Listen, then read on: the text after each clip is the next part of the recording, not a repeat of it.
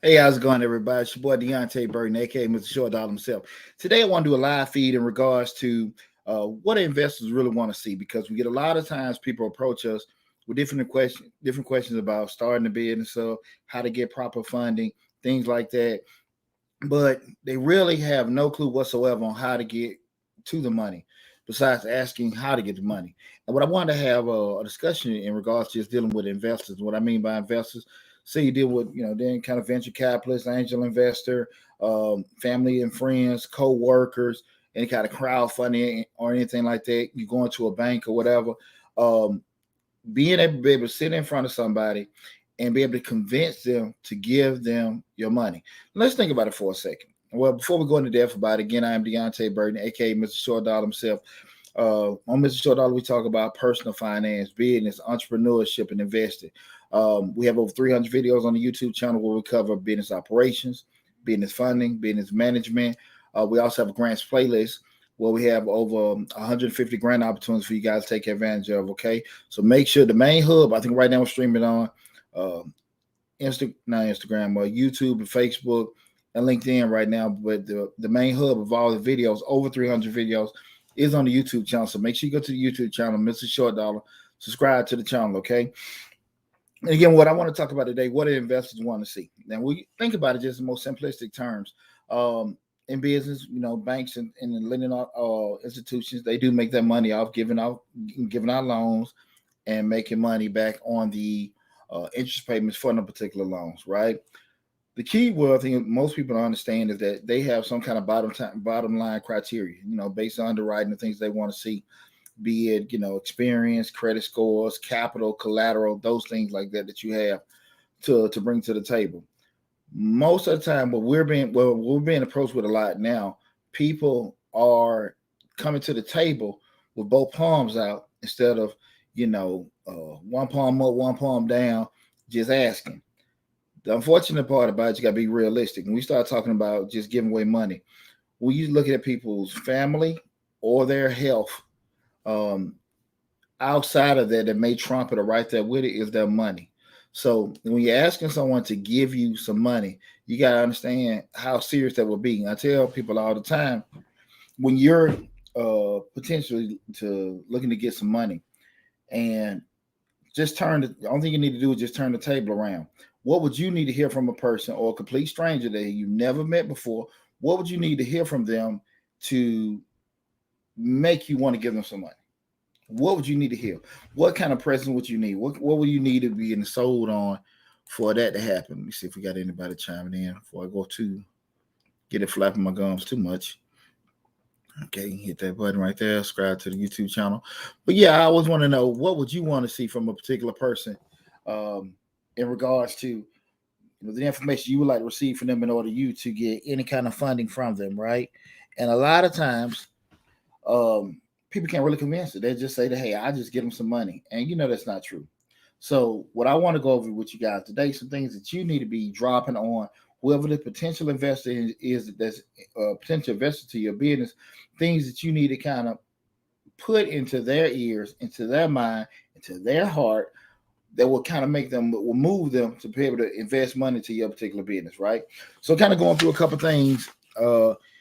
You gotta just have a good reason why you want to raise money in the first place. Okay, so what I mean by that is, it's one thing to say, okay, I'm going to start this business up.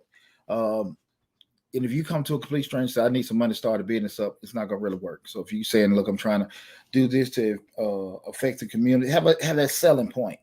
I'm looking to help this community by this job. We'll be able to employ 20, 30 people in the community. We can bring X amount of capital back into it. It can also, cause people in there to be able, they're employed to be able to grow the economy by X amount of dollars. If you're starting this company up in one of your premises, you're helping people just coming out of incarceration, giving them opportunity to better assist them in their transition from coming out of prison. You got a company that's going to help people, high school dropouts. Part of the incentive is you will be able to pay for that GED testing program. I'm just throwing out ideas. It doesn't have to be anything that's going to actually be community based. Have to be something with goodwill, but have some kind of reason. Probably beside the most obvious reason you need money to start your business. They know that.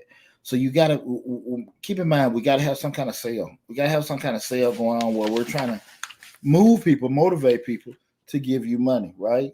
Um, Far often not, we only look at the surface of what we're trying to do and not looking at, the big picture. Because if you say now you truly want to be in business, you truly want to be in business, because you guys hear me about this all the time. Most people not necessarily looking to start a business; they just want a job that's gonna pay them some more money. But when you start getting to the nitty gritty, the pains, the frustrations, the loneliness, the failures, and everything that comes along with being a business owner, are you really built for that? Are you prepared for that? Because again, when you start talking to a person about, why should give you money, you got to be also prepared for those, funky questions. Why should I give you? Why haven't you tried to save your own? Or what have you done today? What have you brought? What do you bring to the table? What do you have to lose? Be prepared for those type of questions, right? Be prepared for anything that come at your way with that. Because again, like I said, besides health and family, and it may trump that, people care the most about their money. All three of those kind of, everybody got a difference in priority, but money's up there. And so when you're asking somebody for that, you need to be very, very conscious of that too, okay? Even from a commercial standpoint, you're asking a bank or something like that, what do they need? Um, uh, they're valuing their money, because you keep in mind, a business lender co-signs off for you to make sure you get this loan, and you've been funded and you default on the loan. That goes back on that branch manager. Now, it doesn't mean that, okay, they're going to lose their job, but it can negatively impact certain things, how they're perceived by peers, especially they have many of them. So they're going to scrutinize you. They're going to scrutinize you guys. The second thing, make sure you got some kind of growth plan in place. Make sure you got some kind of growth plan where you're looking at where you are now and where you're trying to be. Which one thing you got to really understand is that in today's world, in regards to different innovations, different products, you want to make sure you're not coming to the table trying to introduce a trend. And what I mean by not by trying to introduce a trend, I was just riding down the street. You got to bear with me. I'm looking at 2 or 3 screens at one time. Want to make sure everything's working fine. But I was going down the street, and I seen one of those franchises. They had the 360 cameras, and they had a selfie store. And me personally, I think that's a damn trend. I can't see people wanting to do that a year from now. And to sit and invest in, again, to each his own, I wish everybody the most success. But, I'm going off 20 years of being in the financial service industry, over 20 years of being a financial consultant as well. I don't see that being a thriving business that will stay there. I might be wrong, but I doubt it. I think the technology you have with your phones and stuff are going to catch most companies that have that, doing those particular things within the next year.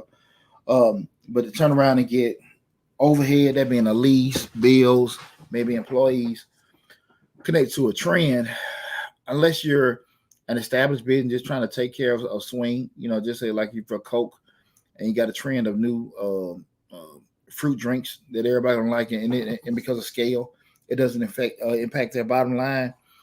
Excuse me, it may be a decent idea.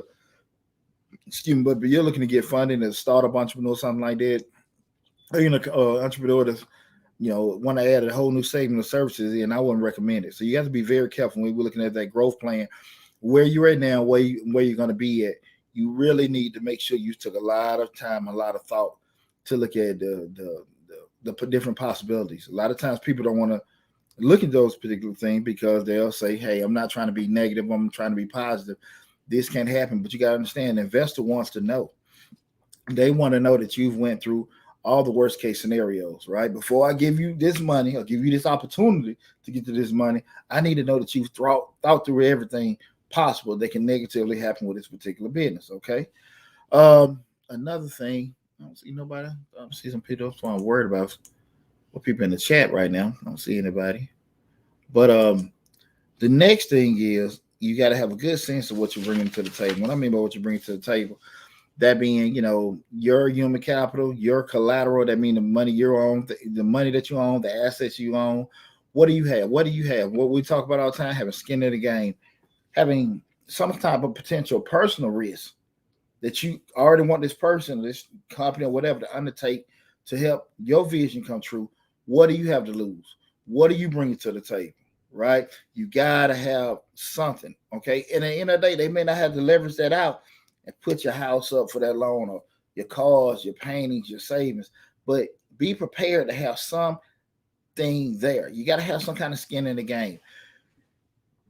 We get all the time, especially with these grant videos. People ask all the time, where the grants have for startups and things like that. And I get a good sense of, not all, but I get a good sense that most of the people that are asking, they're asking for money to start a business up that they have put no time whatsoever into thinking on what this business is going to do.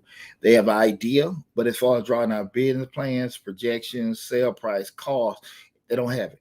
And when most of the grant opportunities are asking for, give us an idea of what you're going to do with this money, how you're going to scale it out, how you're going to map it out, how you're going to impact the community, how you're going to impact yourself. They can't articulate why. It is not an issue of not being able to speak a certain way to describe it. Just haven't given a damn thought to it. I tell everybody all the time, with the links in the description section, they can go to Fiverr, get a freelance writer to explain certain things for them.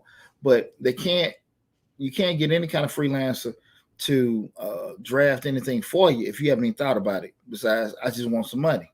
I just want to get, some money to start my business. And you're not going to be too successful there. You might get lucky. And get funding for it. But for the most part, I think the disaster grants and those idle loans really put a lot of false hope in many people, because they gave people so many opportunities to have access to money that normally wouldn't get it. And I think now there's not a realistic perception of what grants are for, and I would tell people grants are there to solve problems. They're there to assist you with certain things. Even with getting certain fundings with these disaster loans, we're looking at just knowing your particular numbers and projections. I've got SBA loans. I know the scrutiny that comes along with getting SBA loans pre-COVID. And I just think because they're not going through the same underwriting procedures, people have a different wrong perception. But you have to be able to craft out a picture, a story, some kind of sale to convince somebody to actually give you their money to invest in your business. Okay. The last thing, and I think this is the most important, you gotta know your numbers. You gotta know your numbers. When you can articulate how many that you can sell realistically, not saying we're going to make $1 million, but if you say we're selling these for $10 here, we're looking at producing X amount each day, X amount each week, X amount each month, and if we do that, and minus the actual cost, because that okay, one bike costs you $20, but you understand $5 come from tires, $5 from the frame, $5 from the horn, another $5 from brakes. You say it's $20. Then you add your price. Well, you've already did all the math from that. Understand that the margin may be $5, and then you can actually forecast and do your projections off that $5 margin, right? You have to know this stuff inside out. If you look at anything like what's the show, Shark Tank, where one of the biggest things that stumble a lot of people to get them, kind of, lost with everything is when they ask about the numbers. They're saying, hey, this is a good product. People like it. I've had a lot of people try it, and that's not gonna get you a damn thing but laughed at. You got to know your numbers. And when I say numbers, I mean really know your numbers. I mean in terms of cost per unit, price per unit, contribution margin. And keep in mind, guys, I got a video on how to set prices and things like that. And we got some more videos coming out of pipe to explain some more of these stuff. But check out the videos on break-even analysis, how to set your prices. I'm Mr. Short Dollar, but you have to know these numbers inside out. You got to know your fixed costs. You got to know how many projected sales you have in a good time, in a bad time, slow time. You need to know all that, because people are going to start, they're going to want to start dissecting. They're going to start troubleshooting your idea, your business plan. You got to be prepared for that. Okay. So know your numbers. Okay. Hey, well, listen, I want to get a quick video out of you guys. Got some more coming down the pipe. Got some more grant videos coming. Also got some more business operations, business idea funding.